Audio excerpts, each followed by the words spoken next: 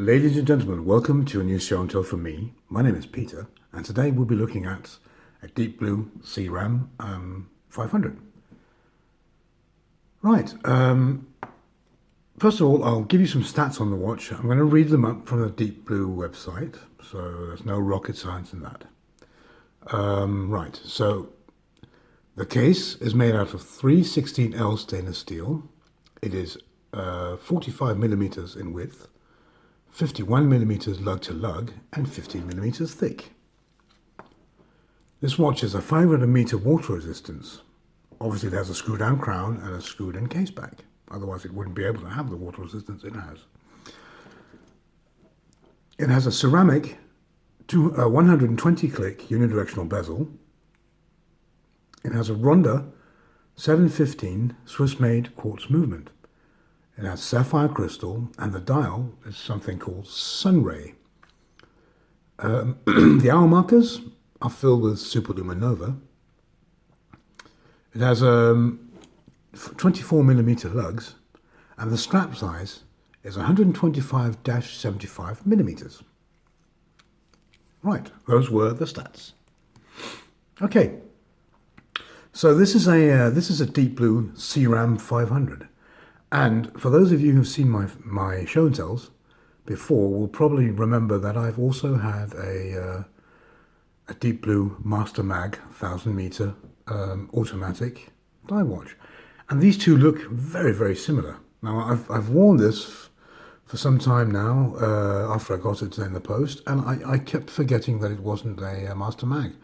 It just looks. Well, I might say identical, but it doesn't, because my CRAM obviously wasn't a quartz movement, rubbish. My Master Mag wasn't a quartz, and it didn't have the sun ray dial. It had a sort of a black dial, but otherwise the case is exactly the same.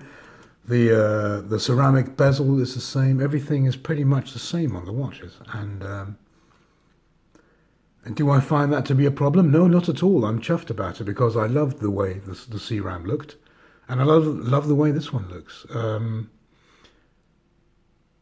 I've sold the Master Mag, and I missed it a bit, I must say. So I'm quite pleased to get this back, and in some way feel that I still have a good-looking Deep Blue watch. I've always really liked this case, the case form. I find it to be very handsome and very manly and very tool diver like. It's quite heavy. I haven't weighed it, so I don't know that. I must say I'm really digging the sun ray dial. Now this is from. It's dark in Denmark now, so I've got a lamp on. But I'm betting that this dial looks awesome in real sunlight. Hopefully, if it's not too not too cloudy tomorrow, I'll be able to see it. But you can see it does have a wonderful sort of color play, if you can call it that. What else can I say about this watch? Yeah, those of you who know me a bit know that I can't stand scratches and bezels. If a bezel on a watch gets a scratch, it'll put me off the watch until I can get it replaced. And that's why I'm so pleased. I love ceramic bezels because they're really difficult to FUCK up. To be quite honest, you have to smack the watch around like an idiot, and then it'll just break. It won't scratch very easily, so that's a pleasure to have that. And the same with sapphire crystals. That's obviously why one uses them. This has both, which is cool, very cool indeed. What else can I say? The links on this are awesome. The whole thing just is very cool. Now the quartz movement, the Ronda 715 is really one of the workhorses in Swiss quartz movements. It really is. It's also used by quite a few high-end watches. If you'll pardon me my voice.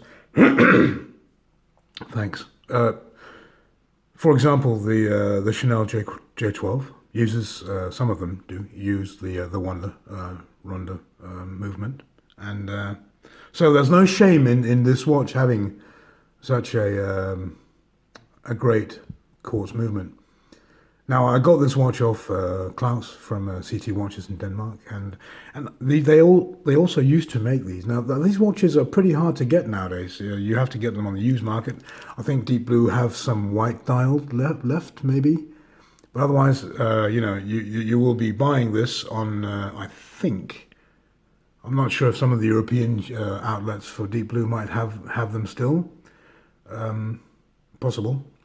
But otherwise, you might do like me, get one on the used market, and so that's why I got this. Anyway, they used to make them with an automatic movement too, so the name would then be Deep Blue CRAM 500 Automatic. And I would have liked mine to be one of those, but beggars can't be choosers, and the only reason I got this watch was because Klaus put one up for sale, and that's why I have it.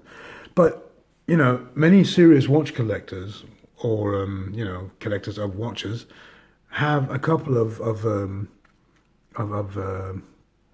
quartz movement watches that they keep as their emergency watches or go-to watches if they're late or can't be bothered to start fiddling or winding up another watch.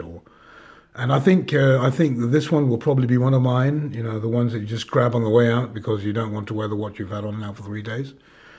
And that suits me fine, actually. I think that's the niche this one will fill for me, because and I'm not really a quartz versus automatic snob. I aren't. Quartz movements are fine and they're very, very trustworthy. I like automatic movements a bit better because they're fascinating. But yeah. So anyway, that's the movement we've had a chat about. I just like the look of this watch. I really do. It's beautiful, and now let's have a look at the case back. Let's see if we can open it there with a gloved hand. There we go. The case back again. It has Deep Blue's patented little diver going up if you hold them like that, and also good looking case back. And yeah, I'll give you a wrist shot of it.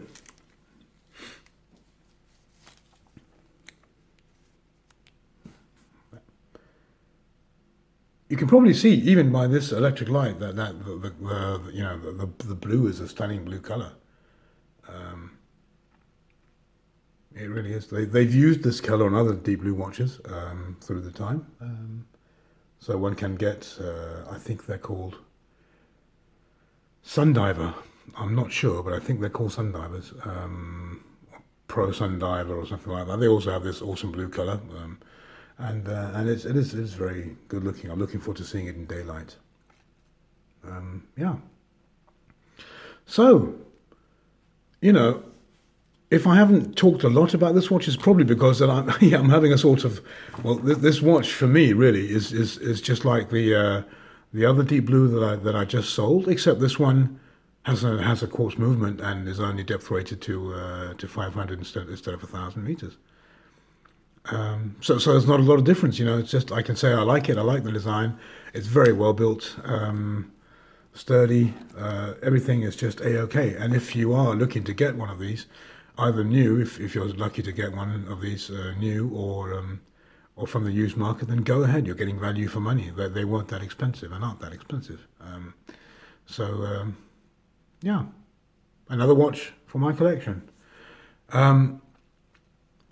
As I always say at the end of my videos, if you've enjoyed what I've done or what I do and how I do it, then please feel free to subscribe here on my YouTube channel. Every subscription helps. And also I have a Facebook group. It's called Peter's Watch Show and Tell group. Find me there, join the group, and you can contact me about questions and give me your thoughts about what I do and how I do it. So please, that would be awesome. Anyway, I'd like to say thank you very much for watching, and I hope that you will watch the next upcoming Show and Tells. Thank you very much. Peter out. Bye-bye.